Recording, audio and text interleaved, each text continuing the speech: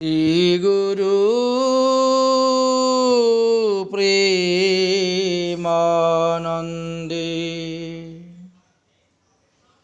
নিতাই গৌর সীতানাথ হরি হরি বল। গুরুবে গৌরচন্দ্রায়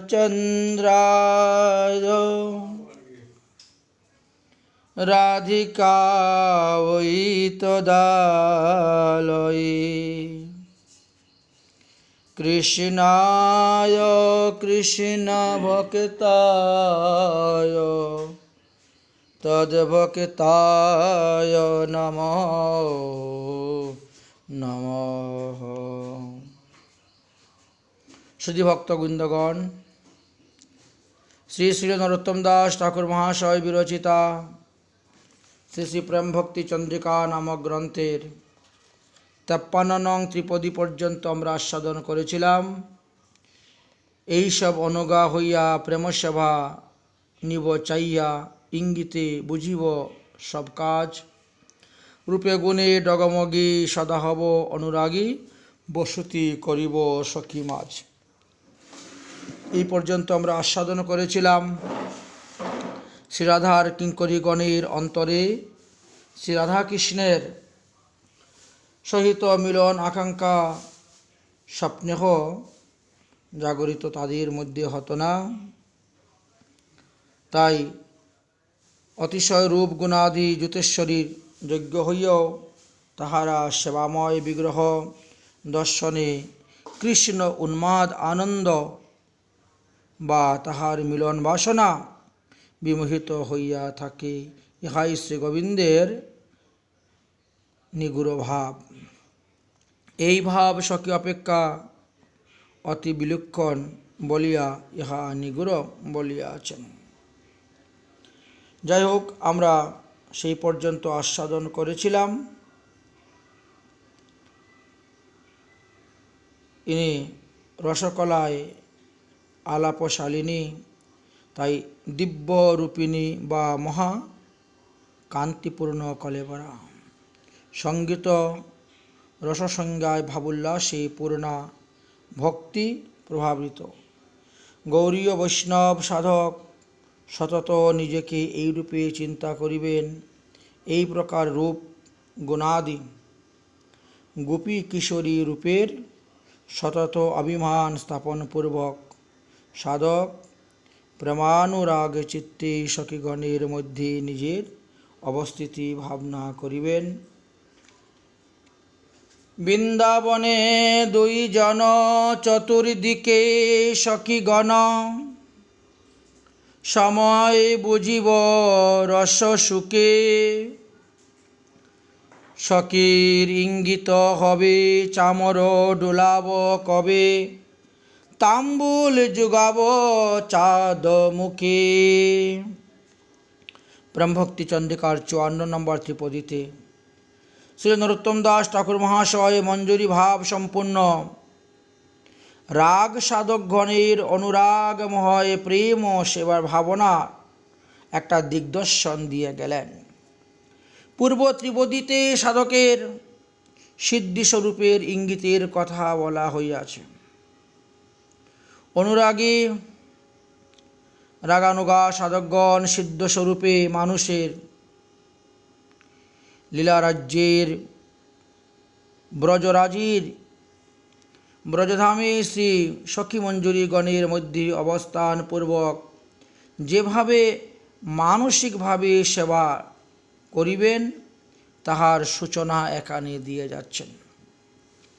বৃন্দাবনে দুইজন চতুর্দিকে সখীগণ, সময় বুঝিয়া রসসুখে। সখীর ইঙ্গিত হবে চামর ডুলাব কবে, তাম্বুল যুগাব চাঁদ মুখে।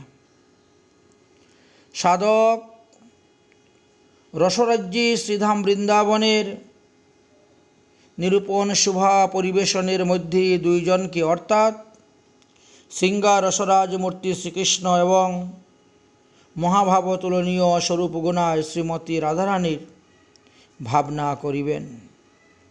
শ্রী রাধারানীর প্রতিচ্ছবি তাহার সখীগণ সখী যুগল কিশোরকে বেষ্টন করিয়া চতুর্দিকে বিরাজ করিতেছেন এবং বিবিধ পরিহাস্যে রসসিন্ধু ও প্রেমসিন্ধু শ্রী রাধা স্বামীর শুভা প্রেম অনুরাগের উতলাঙ্গ জাগাইতেছেন, এইভাবে স্মরণ করিবেন। তাই শ্রী নরোত্তম দাস ঠাকুর মহাশয় এক গীতিকাতে বললেন, বৃন্দাবন রম্যস্থান দিব্য চিন্তা মণিধাম রতন মন্দির মনোহর আবৃত কালিন্দিনীরে রাজহংস খেলি করে তাহে শুভে কনক কমল। তার মধ্যে হেমপীঠে অষ্টদলে বেষ্টিত অষ্টদলে প্রধান নায়িকা, তার মধ্যে রত্নাসনে বসিয়াছেন দুইজনে শ্যাম সঙ্গী সুন্দরী রাধিকা। অরূপ লাবণ্য রাশি অমিয়া খসিছে পড়েছে খসি হাস্য পরিহাস সম্ভাষণে। নরোত্তম দাসে কয় নিত্যলীলা সুকময় সদাই স্ফুরুক মোর মনে। ছিল নরোত্তম দাস ঠাকুর মহাশয়। তিনি এইভাবে আরও কত কত অপূর্ব লীলা কথা বর্ণন করে গিয়েছেন।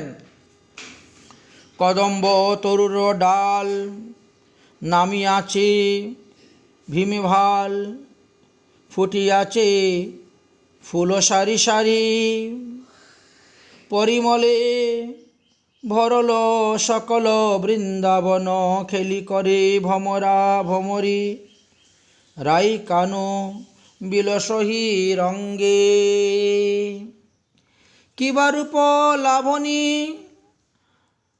বৈধ গদি খানিক ধনী, মণি হয় আভরণ অঙ্গে, রায়ের দক্ষিণ করে ধরি প্রিয় গিরিধর, মধুর মধুর চলি যায়।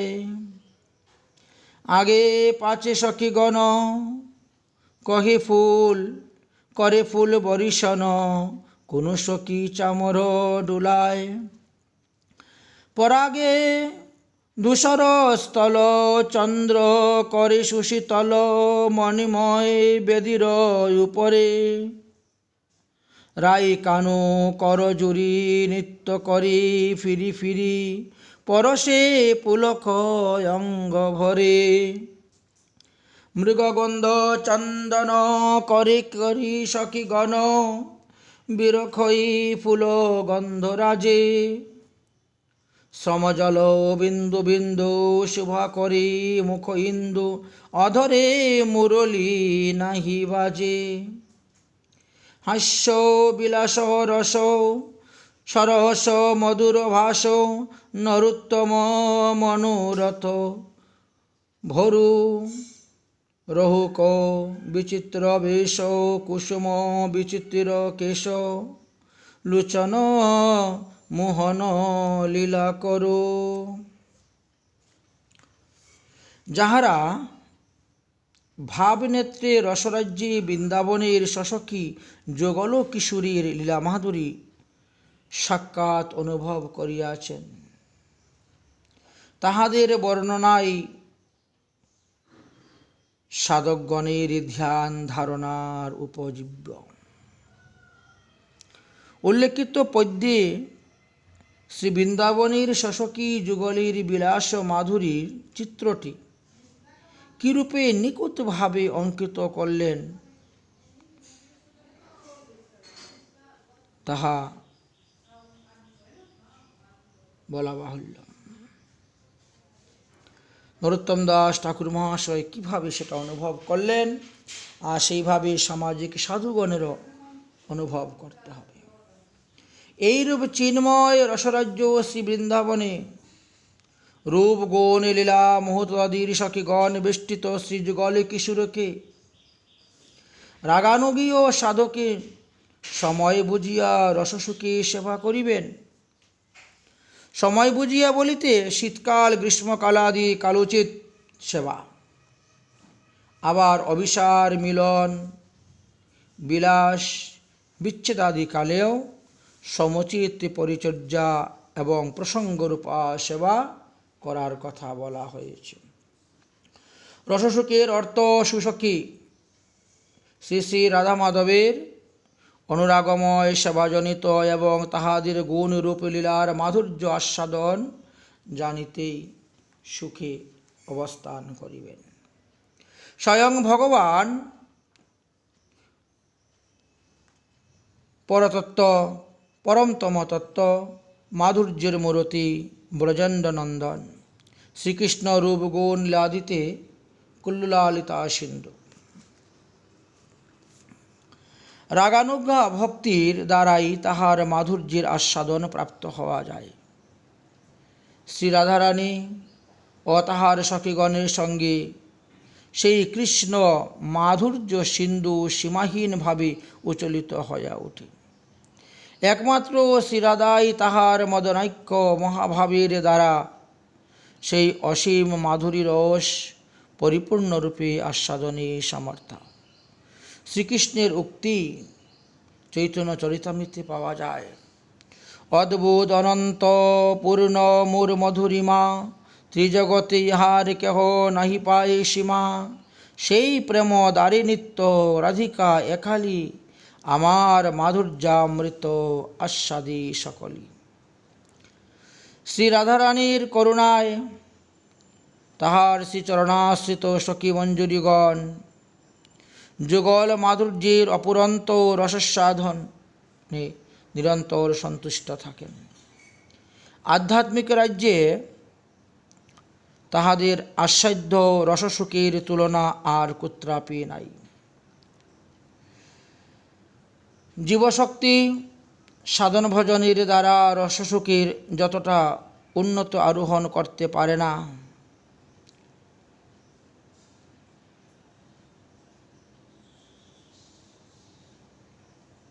সাধুগুরু কৃপাতে তার থেকে বেশি আস্বাদন করতে পারেন।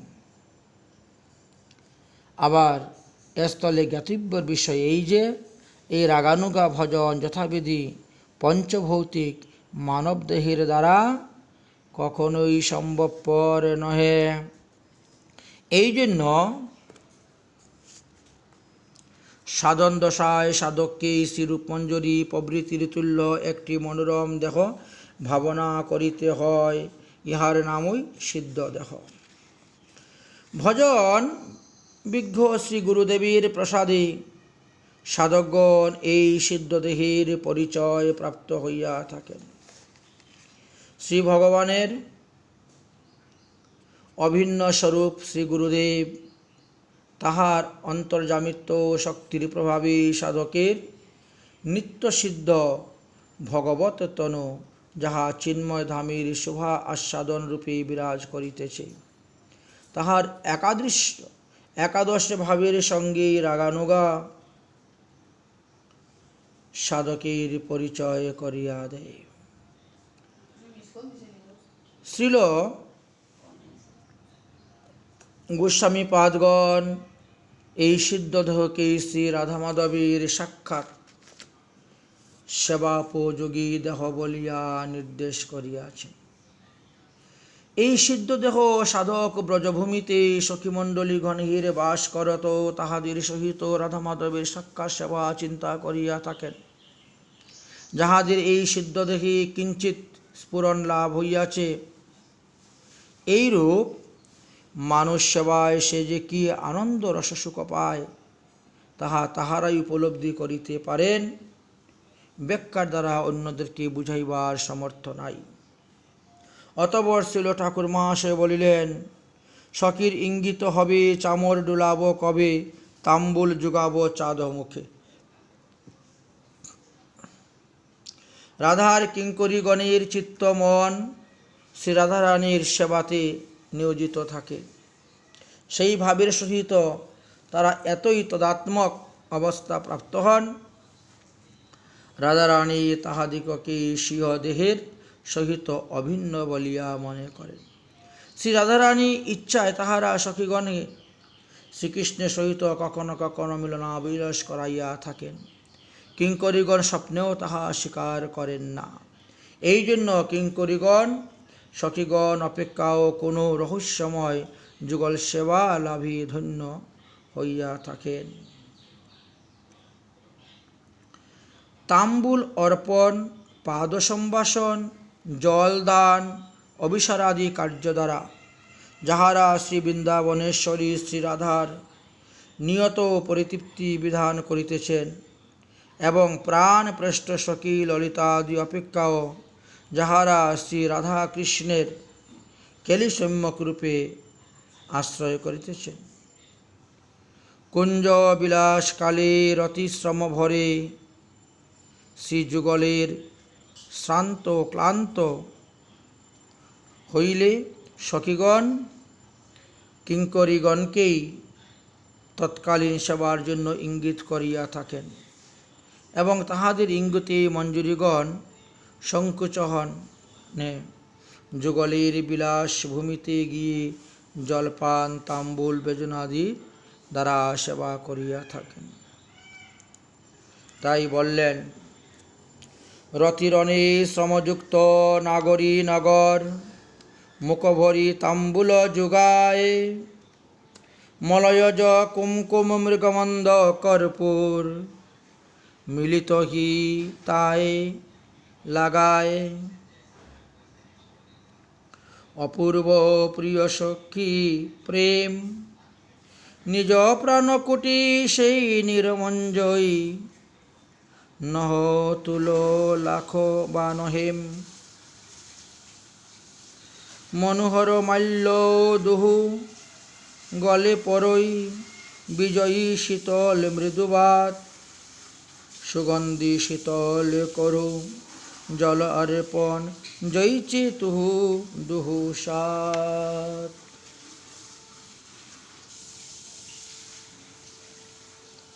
দুহুক চরণ পুনর মৃদু আস্বাদন করিশ্রম করিলহি দূরে ইঙ্গিতে শয়ন করল দুহু সখীগণ সুবাহু মনোরথ পুর কুসুম সেজে দুহু নিদ্রিত হেরোই সেবক পরায়ণ সুখ রাধা রমন দাস কিয়ে হেরব মিঠব সব মনোদুখ। তো এইভাবে আমরা ৫৪ নং ত্রিপদীটি আস্বাদন করলাম। তারপরে আমরা প্রেমভক্তি চন্দ্রিকার ৫৫ নং ত্রিপদীটি আস্বাদন করতে যাচ্ছি। সেখানে বললেন, যুগল চরণ সেবী নিরন্তর এই ভাবি অনুরাগী থাকিব সদায় সাধনে ভাবিব যাহা সিদ্ধ দেহে পাব তাহা রাগ মার্গে এই সেই উপায়। শ্রীল গ্রন্থকার মহোদয় পূর্ব ত্রিপদীতে যে রাগানুগা ভক্তি ও সাধনের সেবা চিন্তনের ইঙ্গিত করিয়াছেন, এই ত্রিপদীতে সেই সেবা চিন্তনের প্রকাশ বা তাহার ফলশ্রুতি বর্ণন করিয়াছেন। রাগানুগা গৌরীয় বৈষ্ণব সাধকগণ শ্রী গৌরপ্রদত্ত স্বীয় সিদ্ধ স্বরূপের অভিমান স্থাপনপূর্বক অষ্টকাল শ্রী শ্রী গৌর গোবিন্দের লীলা চিন্তনের মাধ্যমে সেবা চিন্তন করিয়া থাকেন। গৌরীয় বৈষ্ণবাচার্য শ্রীমৎ রূপগোস্বামী পাদ তাহার বিরচিত স্মরণ মঙ্গল সূত্রে অষ্টকালীন লীলার সংক্ষিপ্ত সূত্রগুলা বর্ণন করে গিয়েছেন। ইহারই অবিলম্বনে ছিল কৃষ্ণদাস কবিরাজ গোস্বামীপাদ অতি বিস্তারভাবে শ্রী শ্রী রাধা মাধবীর অষ্টকালীন লীলার কথা বর্ণন করে গিয়েছেন। শ্রী ভগীরথীর ন্যায় লীলারসের মন্দাকিনীর ধারায় সাধক সমাজকে ধন্য করে গিয়েছেন। তাহার পরবর্তীকালে আবার ছিল বিশ্বনাথ চক্রবর্তীপাদ কৃষ্ণ ভাবনামৃত গ্রন্থেতে গোবিন্দ লীলামৃতির যে সকল লীলা সংক্ষিপ্ত বর্ণন করেছিলেন, সেই সব লীলা বিস্তারভাবে বর্ণন করিয়া অষ্টকালীন লীলারসের ভাণ্ডারকে সর্বত্রভাবে সমৃদ্ধ করিয়া তুলিয়াছেন। শ্রী শ্রী গৌরাঙ্গ মহাপ্রভুর লীলা চিন্তন ব্যতিরেকে শ্রী শ্রী রাধা মাধবের লীলা স্ফূর্তি সম্ভবপর নহে। তাই পরবর্তীকালে আবার শ্রী গোবর্ধন বাসী শ্রী সিদ্ধ কৃষ্ণদাস বাবা দর্শন যখন তিনাকে এসে দান দিলেন, শ্রী রাধারানী স্বয়ং তাকে ভজননিষ্ঠ বৈষ্ণবগণের শ্রী শ্রী গৌর গোবিন্দ অষ্টকালীন লীলা স্মরণ উপযোগী একটি গ্রন্থ প্রকাশ করার কথা আজ্ঞা দিলেন। আবিষ্টে প্রত্যাদেশে প্রাপ্ত হইয়া শ্রীল সিদ্ধ বাবা শ্রী শ্রী গৌর গোবিন্দ লীলামৃত গুটিকা প্রণয়ন করিয়া লীলা স্মরণ পদ্ধতিকে সর্বত্রভাবে স্মরণ মনোপযোগী করিয়া তোলেন, যাহাতে এই অষ্টকালীন লীলারস সাধক সমাজ মহাজন অনুভূতির মধ্যে দিয়ে আস্বাদন করিতে পারেন। তজ্জন্য ছিল সিদ্ধ বাবা ভাবনা সার সংগ্রহ নামে অষ্টকালীন লীলার একটি সুবৃহৎ চয়নিকা গ্রন্থ প্রণয়ন করেন। এইভাবে পুনর্ মহাজনগণ শ্রীমৎ মহাপ্রভুর চরণাশ্রিত রাগানুযায়ী গৌরীয় বৈষ্ণবগণের অন্তরঙ্গ ভজন শ্রী শ্রী গৌর গোবিন্দের অষ্টকালীন লীলা রত্নের ভাণ্ডার অতি বিলাস এবং বিপুলভাবে সমৃদ্ধি করিয়া রাখিয়াছেন। গৌরীয় বৈষ্ণব সাধক এই অষ্টকালীন লীলাবলী নিরন্তর চিন্তা করিয়া সেই লীলা চিন্তার মধ্যে সভীষ্ট সভায় চিন্তন করিয়া থাকেন। তাই ঠাকুর মহাশয় বলিলেন, যুগল চরণ সেবী নিরন্তর এইভাবেই অনুরাগী থাকিব সদায়। শ্রীমৎ জীব গোস্বামী পাদ তিনার ভক্তি সন্দর্ভ গ্রন্থেতে নববিধা ভক্তির মধ্যে শরণাঙ্গ ভক্তিকে বিচারপূর্বক প্রমাণ করলেন গরুর পুরাণ দিয়ে। গরুর পুরাণে প্রমাণ উদ্ধৃত করিয়া নিরন্তর শ্রী শ্রী হরির চিন্তায় প্রয়োজন এটা জীবকে দেখালেন। শ্রীহরির ধ্যান শূন্য হইয়া এক মুহূর্ত কাল গত হইলে দস্যুগণ কৃত অপহৃত ব্যক্তি যেমন আহাকার করিয়া রুদন করিতে থাকে, তদ্রূপ রুদন করাই কর্তব্য। তাই ভক্ত সাধকগণ যাহাতে অষ্টকাল বা দিবা নিশি এক মুহূর্ত বৃথা সময় নষ্ট না হয় সেদিকে লক্ষ্য রাখিবেন। সাধক হৃষ্টের শ্রীপাদপদ্মে প্রেমসেবা লাভে ধন্য হইতে পারিবেন। এই জন্য মহাজনগণ অষ্টকালীন লীলাচরণের বিধান দিয়াছেন।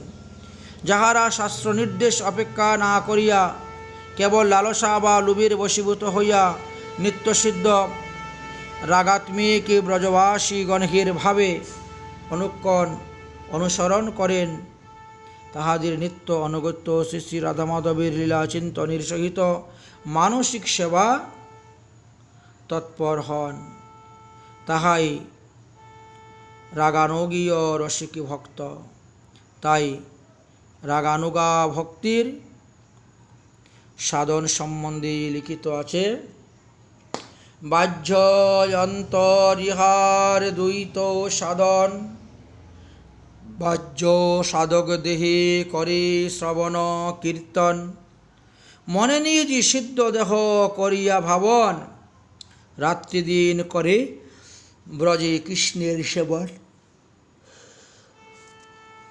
সুতরাং রাগানুগীয় গৌরীয় বৈষ্ণব সাধক বিশ্ব সম্বন্ধে মুখ হইয়া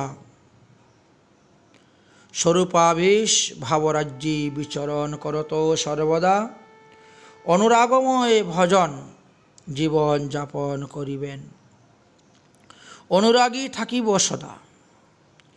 এইরূপে নিত্যসিদ্ধ স্বরূপ সিদ্ধি বা স্বরূপ শক্তিবর্গের আনুগত্য ভজন করিলে তাহাদের ভাবের সহিত তন্মতা প্রাপ্ত হইয়া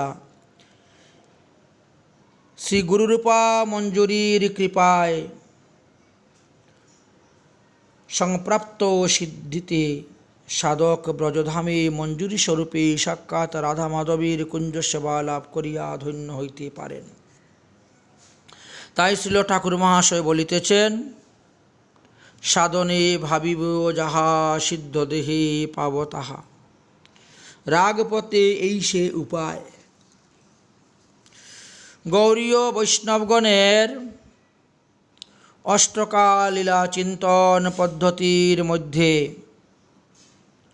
একটি পরম চিৎ বৈজ্ঞানিক সত্য নিহিত আছে। এই কথাটা ছন্দোদ্গম উপনিষদের 3:14-1 আমরা দৃষ্ট দেখতে পাই। সেখানে বলা আছে, ইয়াতা কৃতোরস্মে লোকে পরুষো ভবতি তথৈব প্রীত্বা ভবতিশ্চ কুরু কর্তুম কুর্বত। অর্থাৎ এই বিশ্বে জীব যেভাবে অবলম্বন করে, এই স্থান হইতে গমন করিয়া অর্থাৎ দেহ ত্যাগের পরেহ সেই রূপেই ভাবান্তরিত হইয়া থাকে। অতএব সাধক ভাবালম্বী হইবে। বৃহৎ অরণ্যক উপনিষদেও এইভাবে লেখা আছে দেখতে পাই 4:4-5 মধ্যে, সইয়াতা কামো ভবিতা তত্ত্ব কৃতম ভবিতম তত্ত্ব কর্ম কুরুতে ইয়াতে কর্ম কুরুতে তদ্ভিষদ পদ্ধতি ইতি। অর্থাৎ জীব যেমন কামনাপরায়ণ হয়, সেই রকম কর্মেই প্রবৃত্ত হয়। যে কর্মে প্রবৃত্ত হয় সে কর্ম সম্পাদন করে, যে কর্ম সম্পাদন করে সে তার তদনুরূপ ফলপ্রাপ্ত হয়। শ্রুতিবাক্যে অন্যত্র দেখা যায়, যথা যথ উপবাসেতি তদেব ভবন্তীতি। অর্থাৎ যে যাহার উপাসনা করে সে তেমনই হয়। গীতাতেও আমরা এরকমই দেখতে পাই। গীতার 8ম অধ্যায়ের 6 নম্বর শ্লোকে ভগবান বলেছিলেন, ইয়ং ইয়ং বাপি স্মরণম ভাবং তেজ্যান্তে কলেবরম স্তং তমেবেতি কুন্তয় সদা তৎ ভাবিত। অর্থাৎ সর্বদা যে যে ভাবের অনুচিন্তন করিয়া থাকেন সে সেইভাবেই চিত্ত তৎনিষ্ঠ হইয়া অন্তকালে সেই ভাবের স্ফুরণ হয় এবং অন্তকালে সেই ভাব স্মরণ করিয়া দেহত্যাগ করে সেইভাবেই লাভ করিয়া থাকেন। তাই অনুচিন্তন বা প্রজ্ঞার চিন্তনের এই শক্তি বৈজ্ঞানিক সত্য আমরা দেখতে পাই। শ্রীমদ্ ভাগবত মহাপুরাণেও এই বিষয়ে আলোচনা করা আছে। যেমন বলবান পেশকসু মানে তেলাপোকা কীটকে নিজের কুরাণ্ড ভাণ্ডারে নিরুদ্ধ করিলে সে ধৃত দুর্বল কীট ভয় হেতু প্রঘ্রার ও চিন্তার ফলে দেহত্যাগ ব্যতিরেকে সে তাহার সারূপ্য প্রাপ্ত হইয়া থাকে। প্রাকৃত বস্তুকে অনুচিন্তন বা প্রঘ্রার ও চিন্তনে যদি এই প্রকারে শক্তি হয়, তা হইলে অপ্রাকৃত চিদ ঘন মূরতি পরম সত্যস্বরূপ শ্রী ভগবানের চিন্তনে এবং তাহাতে আবার চিন্ময় শক্তি বিশেষের সাহায্য থাকিলে যে ভক্তের সংকল্প সত্য বা সুসিদ্ধ হইবে, এতে সন্দেহ কোনো কিছু নেই। তাই ভগবান শ্রীকৃষ্ণ উদ্ধবকে বলেছিলেন, যথা সংকল্পয়েত বুদ্ধা যথাশ্চ পরমোৎ পুমাन् ময়ি সত্য মনু যকৃতং তথা তৎ সমুপশ্নুতে। মৎপরায়ণ পুরুষ সত্য সংকল্প, আমার প্রতি মনোনিবেশ করিয়া যেই রূপে সংকল্প করে সেই রূপই অভীষ্ট বস্তু লাভ করিয়া থাকে, অর্থাৎ তদনুরূপ তাহার সংকল্প সিদ্ধি হয়। পরম তত্ত্ব সাক্ষাৎ ভগবৎ বস্তুকে আশ্রয় করিয়া যাহারা প্রবর্তিত হয় এবং যাহাতে শ্রী ভগবানের লাদিনী শক্তির সার বৃত্তি ভক্তির প্রবল সহযোগিতা থাকে, সাধকের সেই ভাবনা কখনোই ব্যর্থ কল্পনা বা পর্যবসিত করতে পারে না। তিনি সাধনে যে অষ্টকাল শ্রী রাধা মাধবের সেবা ভাবনা করেন, সিদ্ধ দেহে বা অন্তর্চিত্ত দেহে, শ্রী গুরুপ্রদত্ত মঞ্জুরি দেহে তাহাই প্রাপ্ত হইয়া থাকেন। উহা কোনরূপে অন্যতা বা বিবেচারী হয় না। ইহাই রাগভজনের দ্বারা স্ব আবিষ্ট সিদ্ধির পরম বা শ্রেষ্ঠ সর্বশ্রেষ্ঠ উপায়, এই কথাই বর্ণন করিলেন। তারপরে আমরা ৫৬ নং পয়ার আস্বাদন করব। ত্রিপদী। সাধনে যে ধন চাই সিদ্ধ দেহে তাহা পাই, পক্ষাপক্ষ মাত্র সে বিচার, পাকিলে সেই প্রেম ভক্তি, অপাকলে সাধন গতি, ভকতি লক্ষণ তত্ত্বসার। শ্রীল ঠাকুর মহাশয় পূর্ব ত্রিপদীতে তিনি সাধন এবং সিদ্ধির জাত যে বিষয়গুলা বর্ণন করলেন, এখন এই ত্রিপদী তার দৃষ্টান্তের দ্বারা সুষ্ঠুভাবে নিরূপণ করে দেখাতে যাচ্ছেন যে সাধনে যে ধন চাই সিদ্ধ দেহে তাহা পাই, পক্ষ অপক্ষ মাত্র সে বিচার। সাধন ভক্তি, ভাবভক্তি এবং প্রেম ভক্তি একই বস্তুর তাহলে তিনটি স্তর আমরা দেখতে পেলাম: বস্তুতর, বস্তুতম ইত্যাদি দেখা যাচ্ছে। রাগাত্মনীয় রাগানুগা সাধক সাধনকালে ভাবনায় শ্রী রাধা মাধবের সেবা করিতে করিতে যে সাক্ষাৎ প্রেম সেবা সম্পদ চাহিয়া থাকেন, প্রেম সিদ্ধিতে সিদ্ধস্বরূপে সেই সেবাই তিনি প্রাপ্ত হইয়া থাকেন।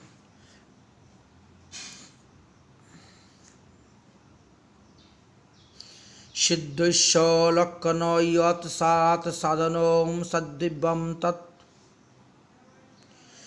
সিদ্ধির যাহা লক্ষণ, সাধকে তাহাই সাধন। সাধন ভক্তি সতত প্রেম ভক্তি লাভের বা সাক্ষাৎ সেবা লাভের আকাঙ্ক্ষাকেই জাগাইয়া রাখে। ইহাই সাধন ভক্তির স্বভাব। তাই বলিতেছেন, সাধনে যে ধন চাই অতৃপ্ত ভক্তির স্বভাব। সাধক ভক্তি সাধনায় কত উন্নত স্তরে আরোহণ করে, ততই তাহার অন্তরে অতি উৎকণ্ঠা এবং আকুলতা উদয় হইতে থাকে। এই আকুলতা বা উৎকণ্ঠাই সাধককে শীঘ্রই প্রেম সিদ্ধি দানে করতে সাক্ষাৎ হয় বা প্রেম রাজ্যে সেবা দিতে সক্ষম হয়। সাধন ভক্তিতেও প্রচুর আস্বাদন নিহিত আছে। বিশেষত রাগ সাধকের লীলাস্মরণে তো সাক্ষাতেই তিনি সেবা চিন্তন করিয়া সুখ লাভ করিয়া থাকেন। সুতরাং তাহাদের সাধনকালে যে অপূর্ব আস্বাদন লাভ হয়, তাহার তুলনা বিশ্বের কর্তৃক দেওয়া যাবে না। তখন যদি সাধক তাহাকে তৃপ্তি হইয়া প্রেম প্রাপ্তি বা সাক্ষাৎ সেবা প্রাপ্তির অভাবকে জাগ্রত করিতে রাখতে না পারেন, তবে পরিশেষে আত্মরামতার ন্যায় একটি অবস্থা উদয় হইতে পারে। ইহাতে সাধকের ভক্তি সাধনায় অগ্রগতি ব্যাঘাত হইয়া যায়। সাধনে যে ধন চাই, এই বাক্যটির মধ্যে এই তত্ত্বটি নিগূঢ়ভাবে নিহিত হইয়াছে, বুঝতে হইবে। সাধনে অর্থাৎ সাধন দশায় যে ধন অর্থাৎ ব্রজে সাক্ষাৎ রাধা মাধবের প্রেম সেবা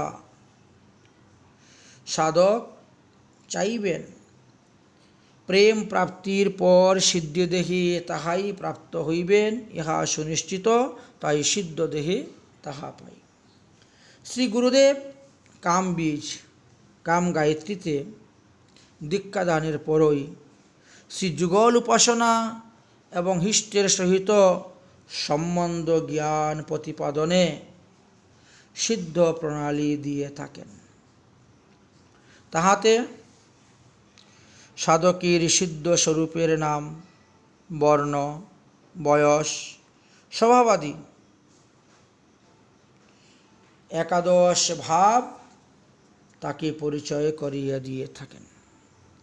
যে প্রক্রিয়ার দ্বারা মানবের পাপাদি বিনাশপূর্বক দিব্য জ্ঞান প্রদান করা হয়, তত্ত্বজ্ঞ পণ্ডিতগণ তাহাকেই দীক্ষা বলিয়া থাকেন।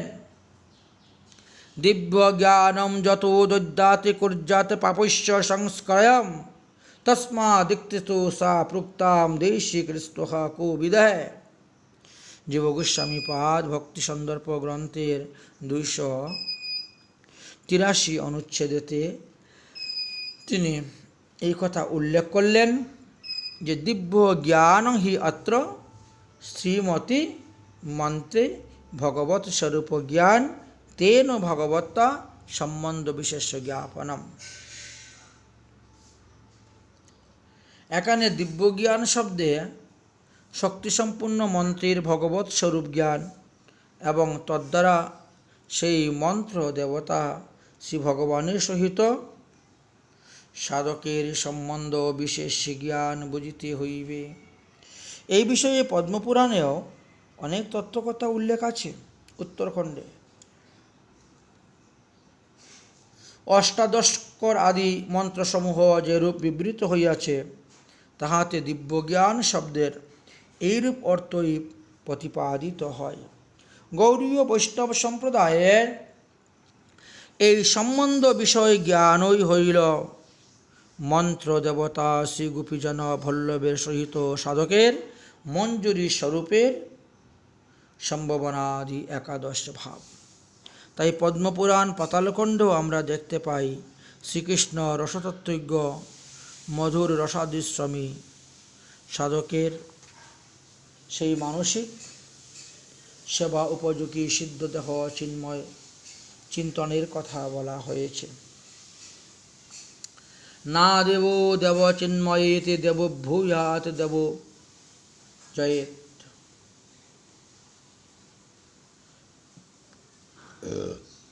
অর্থাৎ সাধক ব্যতীত দেবতা না হইয়া দেবতার অর্চন করিবে না, স্বয়ং দেবতা হইয়া দেবতার অর্চনা করিবে। শাস্ত্রে এই যে বচনগুলো লেখা আছে,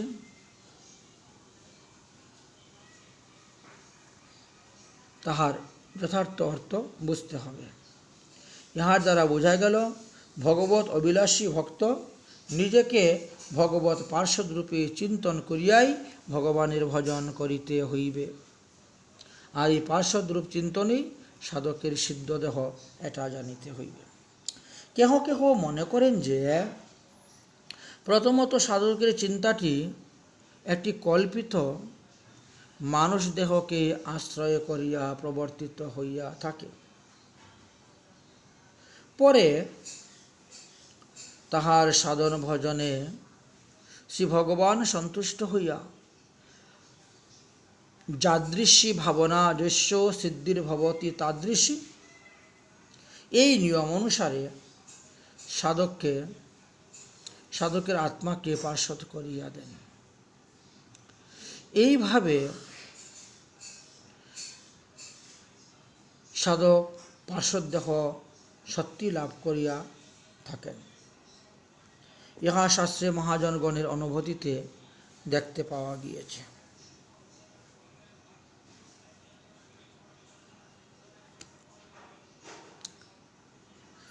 শ্রীমদ্ ভাগবতেও তৃতীয় স্কন্ধের 15 অধ্যায়ের 14 নং শ্লোকে বর্ণিত আছে এই বিষয়ে। ভগবত ধামে বৈকুণ্ঠ মূর্তি, ভগবানের ন্যায় তারা চিন্ময় মূর্তি। ভগবত পার্শ্বদগণ সততা বৈকুণ্ঠে বাস করিয়া থাকে, তাহারা নিষ্কাম। ভগবত ধামের দ্বারা শ্রীহরি সতত আরাধনা করিয়া থাকে। শ্রীমৎ জীব গোস্বামী পাদ তিনি বললেন যে ভগবত নিত্যধাম, আর এই নিত্যধামে ভগবত পার্শ্বদ দ্বিবিধ, অর্থাৎ শ্রী ভগবানের সাক্ষাৎ সেবা যাহারা নিরন্তর আছেন, আর এক প্রকার শ্রী ভগবানের জ্যোতির অংশভূত শ্রী ভগবানের বিগ্রহের ন্যায় অপ্রাকৃতিক অথচ নিষ্ক্রিয় অনন্ত মূর্তি শ্রী বৈকুণ্ঠ লোকের শোভা সম্পন্ন করিতে নিত্য বিরাজ করিতেছেন। অনন্ত জীবের প্রত্যেকেই শ্রী ভগবানের দাস, প্রত্যেকেই ভগবৎ সেবা উপযোগী দেহ। ভগবত ধামে এইরূপই রহিয়াছে। ভক্তির প্রসাদে ভগবত সেবার যোগ্যতা লাভ হইলে ভগবত কৃপায় সেই দেহ প্রাপ্তি ঘটে। গৌড়ীয় বৈষ্ণব সম্প্রদায়ের শ্রী গুরু পাদপদ্ম হইতে সিদ্ধ প্রণালী পাওয়া পর্যন্ত তাদেরকে ওই দেহের পরিচয় নির্বন্ধন হইয়া থাকে। কেহ কেহ উহাকে কল্পিত বলিয়া মনে না করেন, উহা নিত্য সত্য বলিয়াই মনে করেন। শ্রী ভগবত লোকস্থিত উল্লেখিত অনন্ত মূর্তির মধ্যে শ্রী ভগবান যাহাকে যে মূর্তিতে অঙ্গীকার করিবেন, শ্রী গুরুদেবের ধ্যান প্রভাবে তাহাই অবগত হইয়া সেই মূর্তি তাহার সিদ্ধে বলিয়া নির্দেশ করিয়া দেন। সাধনকালে ওই মূর্তিতে অভিমান স্থাপন করিয়া সাধককে সাধন ভজন করিতে হয়। প্রেম সিদ্ধিতে সেই দেহই সাক্ষাৎ সেবালাভে সার্থক ধন্য হইয়া থাকেন। পক্ষাপক্ষ মাত্র সেই বিচার পাকিলে সেই প্রেমভক্তি, অপক্ষে সাধনগতি ভক্তির লক্ষণ তত্ত্বসার। এটি একটি ফল, তো এটি ফল অপক্ষে টক কষায় রসযুক্ত, পাকিলে তাহা খুব মিষ্টি সুস্বাদ্য হইয়া থাকে। তদ্রূপ যারা সাধন ভক্তি আশ্রয় গ্রহণ করিয়াছেন, সাধন ভক্তি করে যাচ্ছেন, এই সাধন ভক্তি যদি পরিপক্ক হয় তাহলে আপনারা প্রেম লাভ করতে পারবেন, প্রেমপ্রাপ্ত আজ্ঞা হয়ে যাবে। আর সাধন দশায় অনর্থাদি সদ্ভাবের কারণে যদি এটা না পাকে